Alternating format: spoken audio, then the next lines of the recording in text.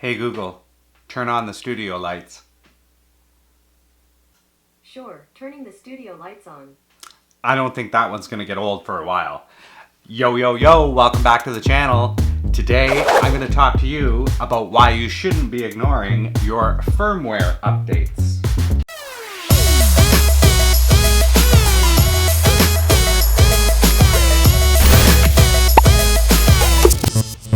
So my name's Travis, and I love to film videos of unboxing cool gear for filmmaking and photography.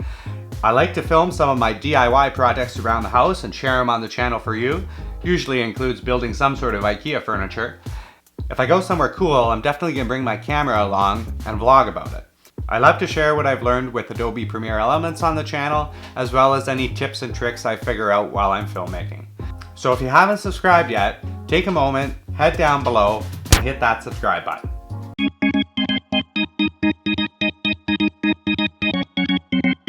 So I'm willing to bet you that in the last 24 hours, your Android phone, iPhone, or Windows 10 PC has gone through some sort of software update. We take this for granted, we plug in our devices, and the Play Store goes to work in the middle of the night and updates all of our software for us. So the next day, the programs that we use on our devices run absolutely perfectly.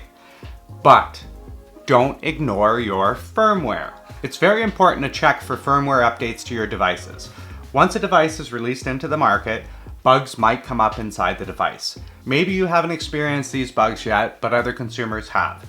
So if the manufacturer is taking the time to make new firmware to make your device operate better, we should be taking the time to put that firmware into our devices. So if you have a device that's a few years old or even a few months old, it's a great idea to check and see if you have a firmware update. Devices that use firmware are things like your point and shoot cameras, your action cameras, even your gimbals. If you have any small devices that have programming or software inside them, check the manufacturer's website for a firmware update.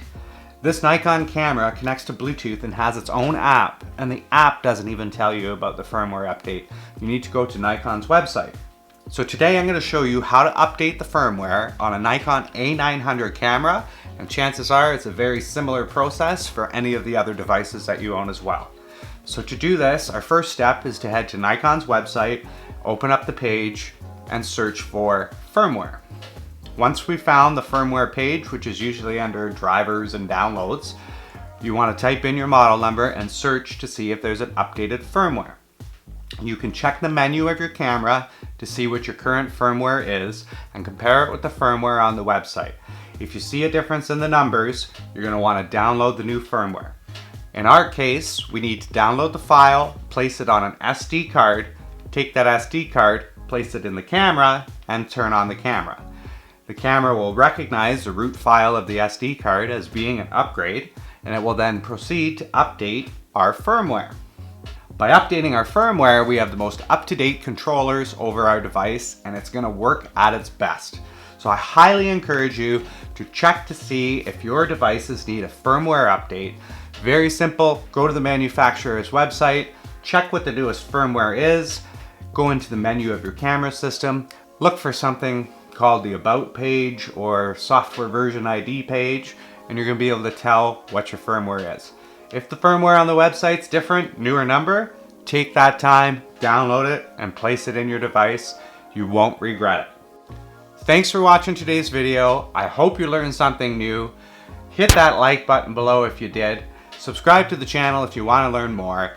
And until next time, take it easy out there. And don't forget, update your firmware.